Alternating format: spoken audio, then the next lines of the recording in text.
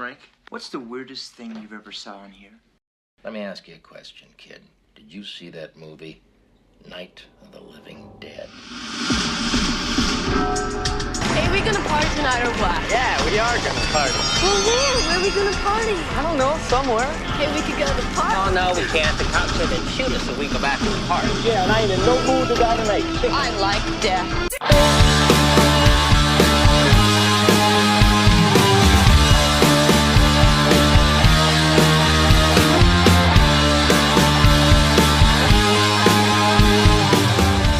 Greetings, ghouls, and welcome to minute 22 of You Wanna Party, the Movies by Minute podcast of the 1985 groundbreaking horror classic, The Return of the Living Dead.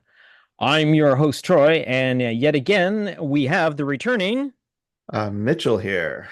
All right. Thanks for having me again. Hey, thanks for joining me yet again.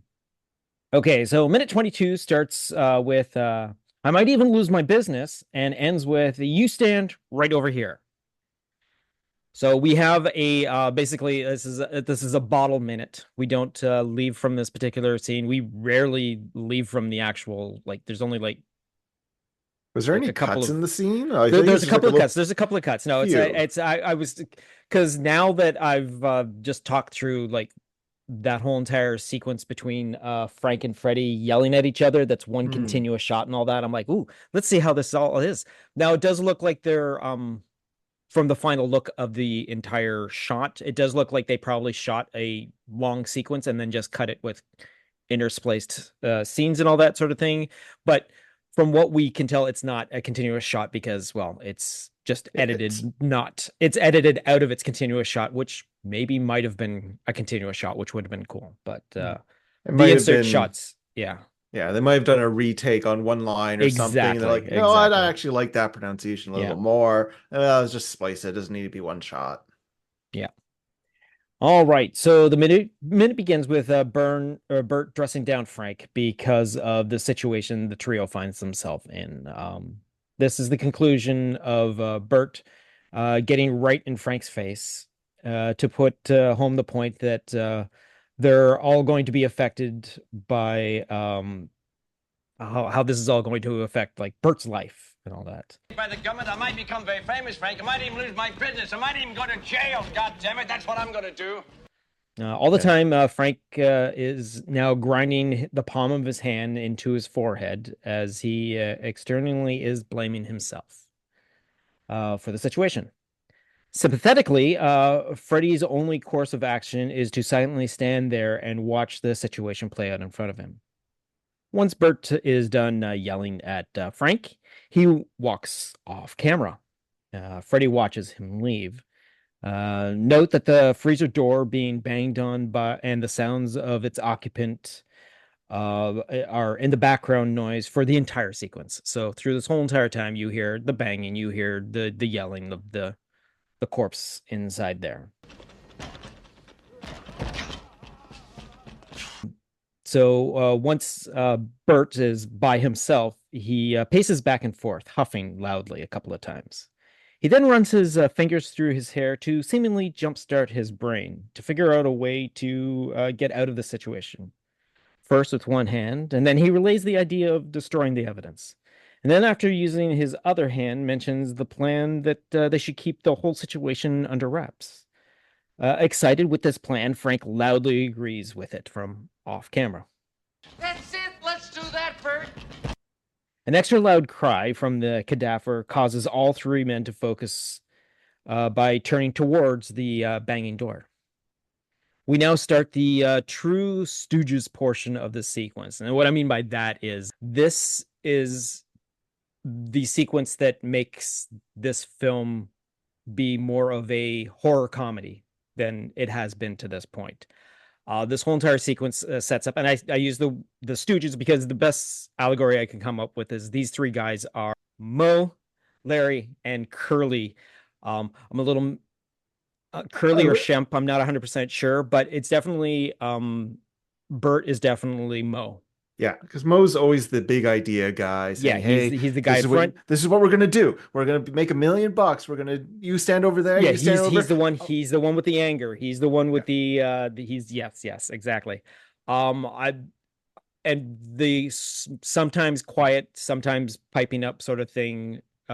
Larry is definitely Freddy, and because of his physical nature, his reaction to the scene, I'm going to give Frank the comparison of Curly or Shemp, depending. I'm still not 100% sure what it is. I have vague memories of Curly like doing his palm to his forehead a lot and kind of Exactly. Because like the scene where Frank does pass over the camera from like left to right when he's like following Burt, you see him mime the same, putting his hands on his forehead. Exactly.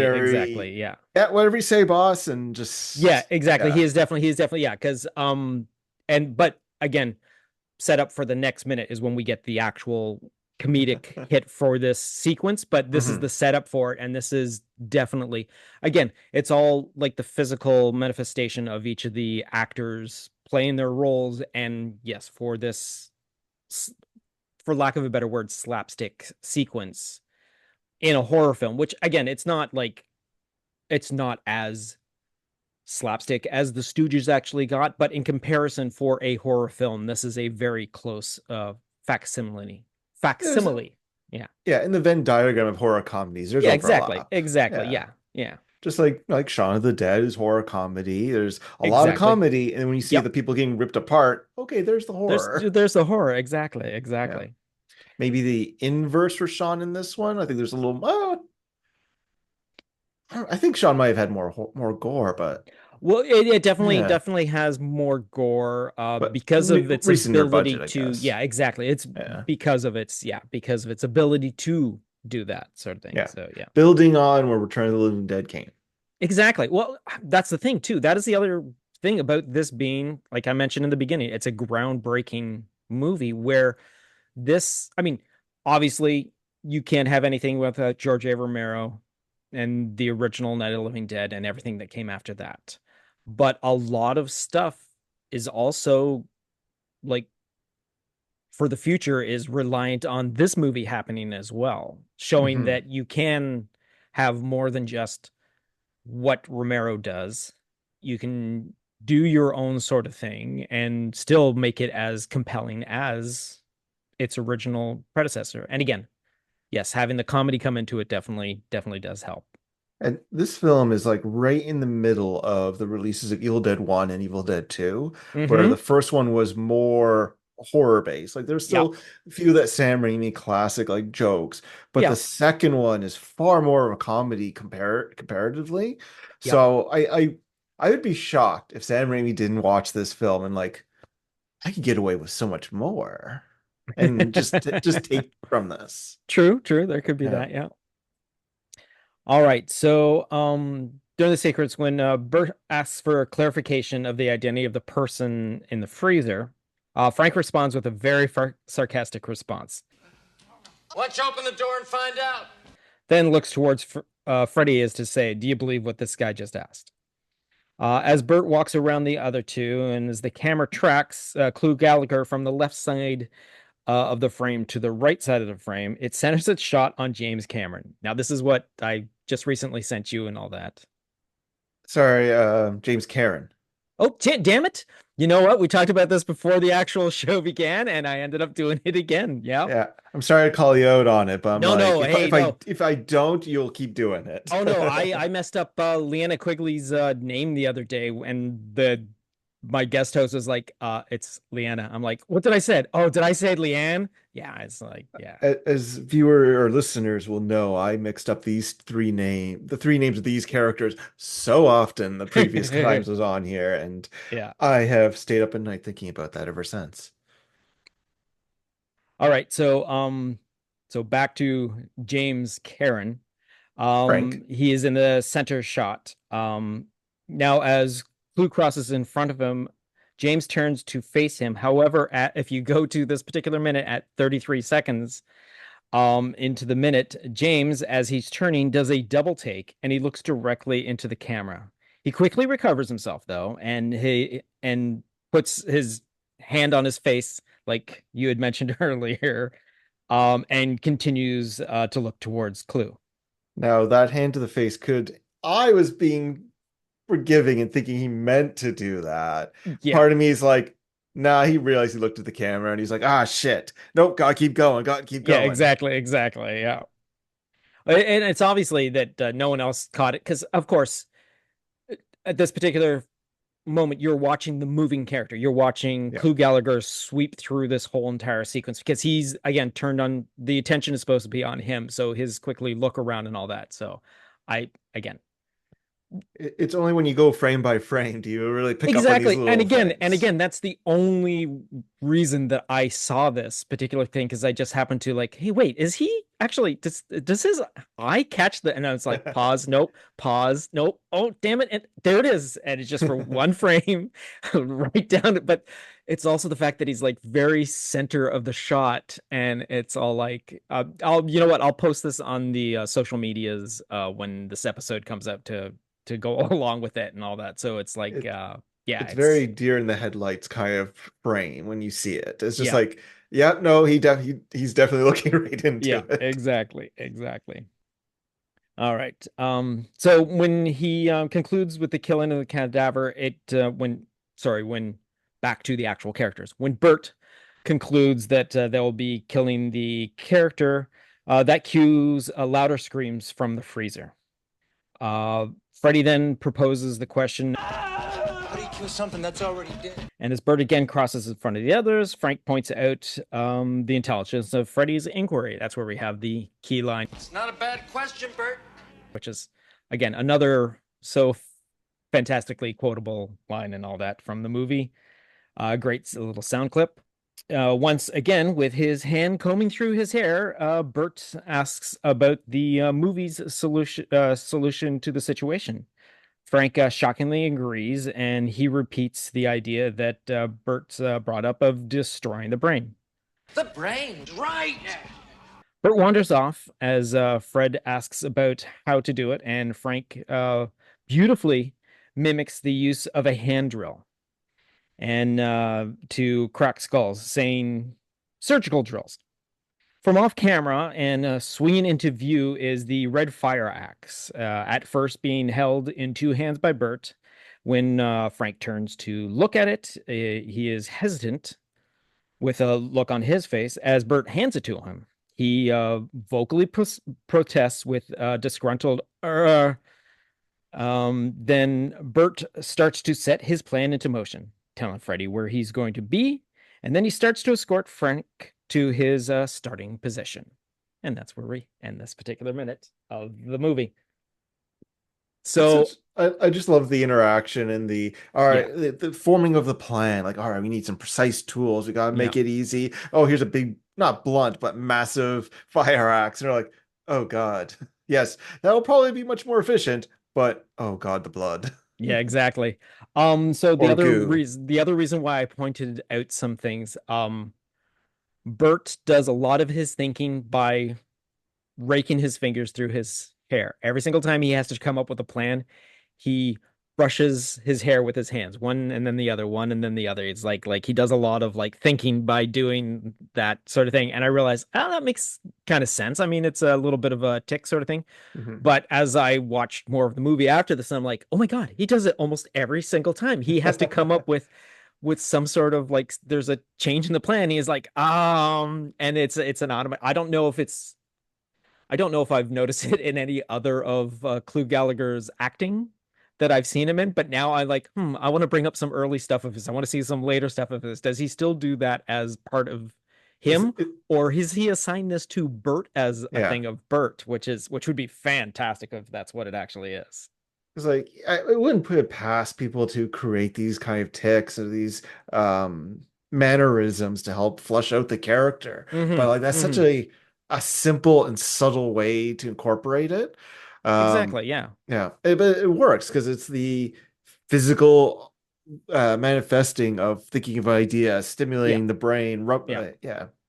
It's like the Freddy from a few minutes ago when they're in the office, him and Frank trying to figure out what to do, and the shaking that Tom Matthews has his arm doing while they're like panicking and all that sort of thing. It's just, it doesn't look like something that is natural, but it looks like It's something that the character is just going through. I mean, we don't see him do it anymore, except for later on when, they're getting fully into their transformation and they can't help but shivering and all that sort of thing, which is part of their deal. But yeah, so.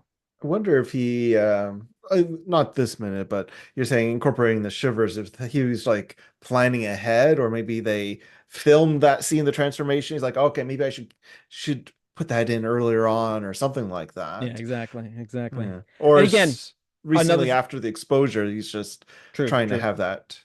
And then again, this is also due to the fact, and again, another reason why all these actors work so well together is because they had the 2 weeks of rehearsing the whole entire film before like shooting a single frame of the film and all that. So it was good. Again, the only, as I'm about to mention in the commentary track, the only person that didn't have that sort of thing is Clu Gallagher. So speaking of that, as a setup, according to the commentary track, over on the commentary track, with director and writer Dan O'Bannon and production designer William Stout. So there's absolutely, when you're watching the movie with the commentary track, there's actually nothing said by either man until about halfway through the actual minute, when Dan O'Bannon points out that Frank and Freddy's sick makeup is increasing at this point. But he suddenly switches gears in mid-sentence to talk about Clu Gallagher and how he was worried about them getting someone to play the part of Burt. Up until, like I just mentioned, they went through 2 weeks of rehearsals and all that, but they actually didn't have an actor to play Burt at this point. They had trouble finding someone for the role, and he recalls that he was hired the day of the shoot. So when Burt first came onto the scene was his first day. Now, however, by the tone he sounds like he's not 100% sure of that information, but it's Dan O'Bannon. We'll let him go on with it for now. It definitely feels like, for his character of Burt coming in, being flustered, he seems like a person who's just trying to figure out what the hell's going on. So right. If that is true, that he was just trying to figure out what's going on his first day of set, he definitely carried it over to the character. Well, I will mention that the warehouse sequences were shot in order. So they actually did start the opening sequence with Burt leaving for the end of day and Frank and Freddy staying behind and all that sort of thing. So technically, what I think he was actually meaning when he was mentioned for the shoot, when like they actually first started filming, like that was the day that Clu Gallagher was brought on the first day of shooting. So I think that's misunderstood. I follows. Yeah. Okay, I see. Yeah. But then Dan O'Bannon then goes on to say that he was concerned because Clu never really played parts like this before.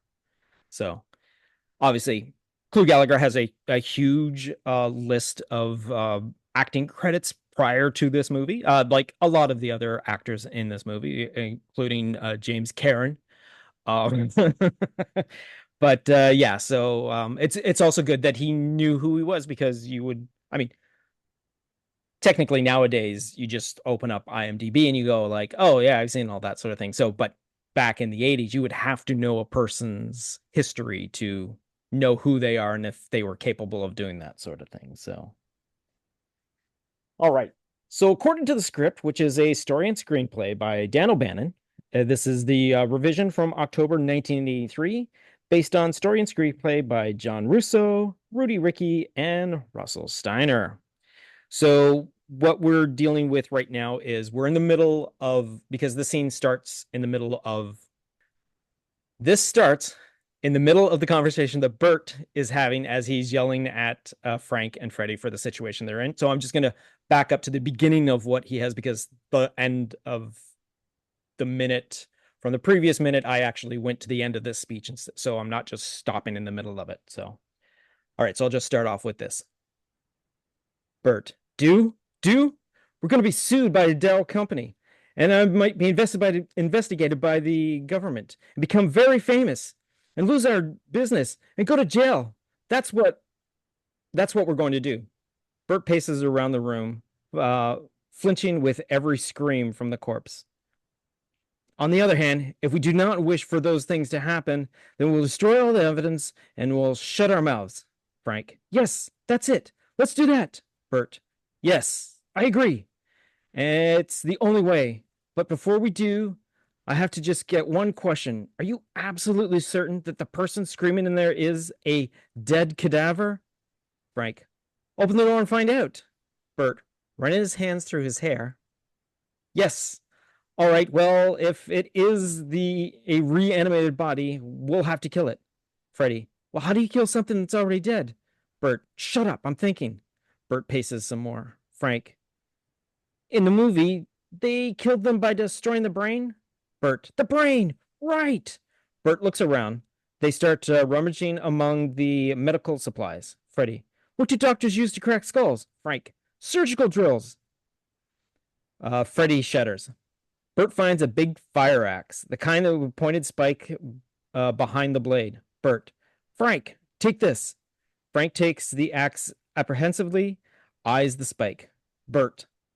Now listen carefully, Freddy. You're going to open the door. Frank, when you come out, you're going to brain him with this axe.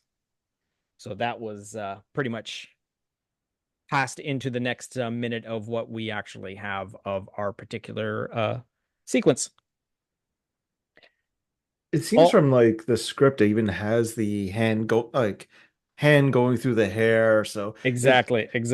From that reading, it seems like it was well planned in advance, not just. Well, because it's only mentioned from what I've scanned back and forth, right? When I get to the particular minute, I focus in on that particular minute of the script and all that. But as I'm going through, I haven't really encountered that happening again. Well, it does in the movie. It's only mentioned this for the first time when he does it, but in the movie, obviously, Clu Gallagher decides that's his way of trying to do it, which is he probably zoned in on that one line. Exactly. It's like, you know what? That makes a lot of sense for this guy. Mm-hmm. Yeah, which again, it's a fantastic take when you have an actor that has the experience that Clu Gallagher has. You give him just the breadcrumbs of a character and he's able to bring it to life, which again is something that Dan O'Bannon was concerned about at the beginning, but when it turns out he's definitely happy with the final results. Mm-hmm. Okay, so the work print comparison. What we have is this is the everything that they shot.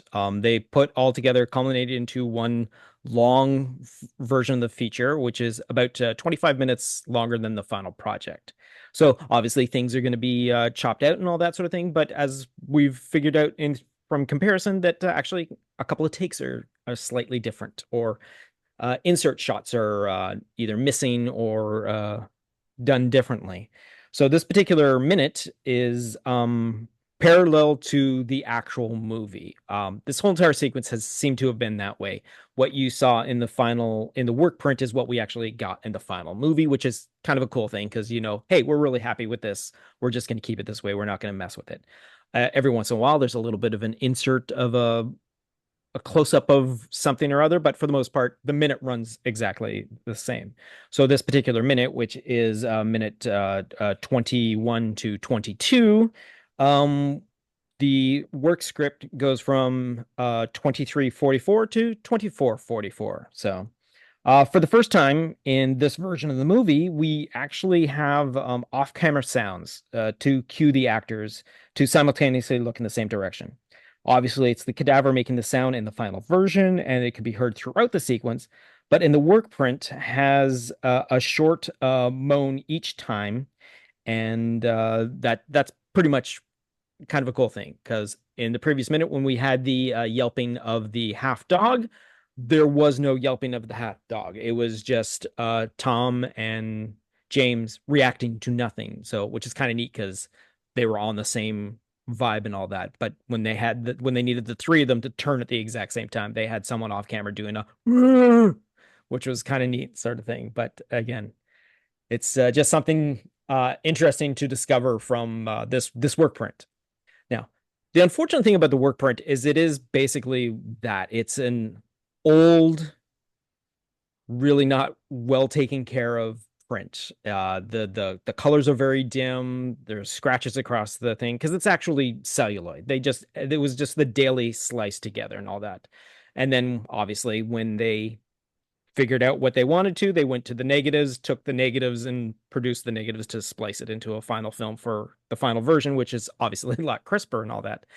But yeah, so unfortunately at times it's kind of hard to see what's going on because everything's so dim, but it's just a fascinating thing to see with how movies in the 80s were originally done, because again, this is obviously on film because you're working off of film stock and all that.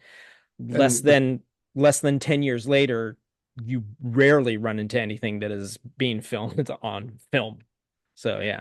And like the best we could have found if this didn't exist was maybe some sketches of storyboards, some handwritten notes on the script. And it's still great insight into it, but actually seeing the work and what people were focusing on and like not prioritizing, but trying to the initial edits.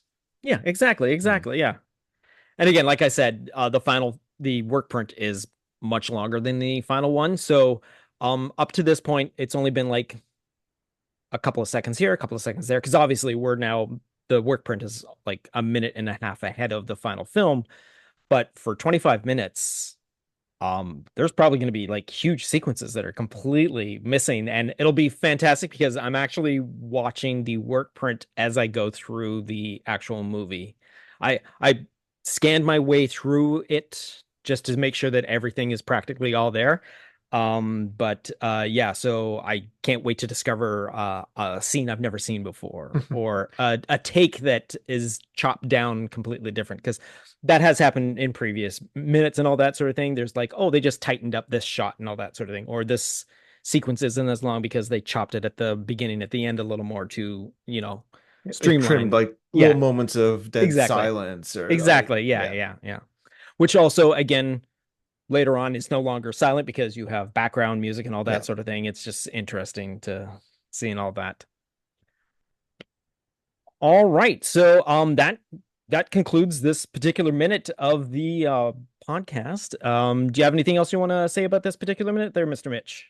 No, I think we've hit all the points. We made our little sarcastic jokes about the Three Stooges and the planning process. Exactly. Very like project manager kind of asked, like, oh yeah, you guys just do it. But no, I enjoyed it. It made me chuckle, especially the brief looking at the camera moment. I didn't even pick it up until you pointed out, and then I rewatched the clip and I'm like, yeah, definitely. He totally looks at it. You can't unsee it. Yeah. Well, see, that's the other thing too. The fact that it is a sequence where nothing, I mean, you do hear the cadaver. There is the urgency of the cadaver in that. But there isn't really anything majorly happening in this sequence, especially when we're in the middle of a sequence that has a interesting setup and has a great finish. So we're at that point. But the fact that you're still intrigued in watching the sequence finish itself out. So yeah. I was amazed how fast this 1 minute felt, because it just a lot of dynamic movement and the planning and the discussion. It went by fast. And again, like you mentioned, the movement, there's a lot of camera moves in this particular scene. Obviously we cut from different angles and all that, but the fact that it follows, and there's like, again, something I've noticed that's come up, like this camera likes to move. It likes to follow its action. There's a lot of tracking, and the fact that, again, a lot of it is so well done because it's all in camera work. Again, this is not a digital age. This is working with film. You have to do what you want in camera, or else you'll have a process that you have to do later on that doesn't look as impressive. So it's just a fantastic setup to show the true art of making movies, which is kind of neat. All right, so on that note, we're going to wrap this particular minute of the podcast up. Thank you, Mr. Mitch, for joining me once again. Always my pleasure. I look forward to being back on a future minute. Yes, for sure, for sure. Do you want to give the audience your credentials to search you out on the interwebs if they're interested in your stuff? I know you do have a big sort of library on Letterboxd. Yeah, I'm posting on Letterbox. It's getting a little slower at the end of the year, but I'm trying to fill some backlogs. I'm still haven't done all my TIFF ones. But you can find me at MI Tully on Letterboxd. I exist on everything else, but I've been abandoning Twitter and all that, so never mind. Yeah, exactly, exactly. Yeah, I just use that sort of stuff just to post, hey, there's a new episode up, and that's it. I rarely do any interactions on anything else. I've been told to join Blue Sky, but I'm like, do I need another app? Yeah, exactly, exactly. Yeah. Is it really worth it? Actually, I just recently, we just recently, the podcast just recently opened up a Tumblr, Oh, which nice. was fascinating to see. Hey, wait, Tumblr's still a thing? That's cool. Still a thing. I mean, They right now, I'm just reposting a bunch of other posts that are Return of the Living Dead related, and uh posting the links to, hey, there's a new episode out, and that's about it. But mhm. hey, it's social media. Yep. All right, so again, this is going out to the audience. Thank you guys for being here. I keep saying it every single week, and it's nice to see that the numbers are still growing, which is kind of cool. Again, not huge numbers, but they mean a lot to me. The small amount of people that are following along with this journey, and the fact that others are joining in, which is always a fun thing to see. It's kind of neat to see like older episodes start to like pop up with bigger numbers than they were. I'm like, oh, someone just started from episode one, which is kind of neat to see. You gotta love the Um, binge metrics. yeah, exactly, exactly. Yeah. I mean, I mean, I'm sure it would be a different situation if I were posting 5 days a week, but right now, there's no reason, there's no possible reality where I'd be able to pull that off. But this weekly thing is working out for me perfectly fine. And speaking of that, and here's another reminder that if you were listening to this particular podcast before the 22nd of November of 2024, if you could kindly go to the Canadian Podcast Awards, they're still voting for Candace LePage's podcast, The Village Podcast by The Bookshelf, which is nominated under the Outstanding Brand Series. If you could go there and put in a vote for them to win, that would be very much appreciated. Check out the show notes for more information. I have nothing else to say. Thanks once again, Mr. Mitch, for joining me. And until next time, see you next Wednesday.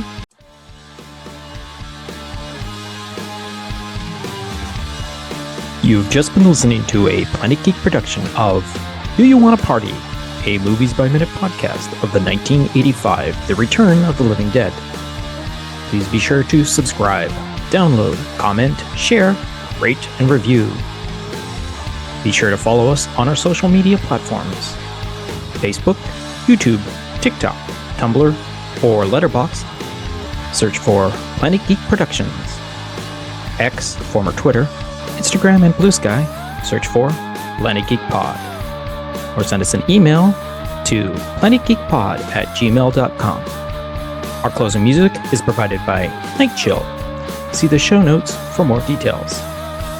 Once again, thanks for tuning in, and farewell, fiends.